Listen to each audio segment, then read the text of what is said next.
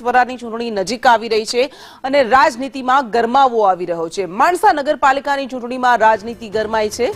કોંગ્રેસે ભાજપ સામે કેટલાક ગંભીર આક્ષેપ લગાવ્યા છે। કોંગ્રેસનો આક્ષેપ છે કે ભાજપ લોકશાહીની હત્યા કરે છે। ફોર્મ પાછું ખેંચવા માટે પ્રયાસ થતા હોવાના આરોપ લગાવાયા છે કે ઉમેદવારોને ફોર્મ પાછું ખેંચવા માટે દબાણ કરવામાં આવી રહ્યું છે ભારતીય જનતા પાર્ટી દ્વારા। ઠેકેદારોના ફોર્મ પણ પાછા ખેંચાવી લેવાનો આરોપ છે। ચૂંટણી અધિકારીની કામગીરી સામે પણ કોંગ્રેસે સવાલ ઉઠાવ્યા છે। માણસા કોંગ્રેસના આક્ષેપ મુદ્દે એમએલએ જેએસ પટેલે નિવેદન આપ્યું કે અમે કોંગ્રેસના કોઈ સભ્યને ફોર્મ નથી કર્યો, કોંગ્રેસ હાર ભાળી ગઈ છે તેથી આક્ષેપ કરે છે।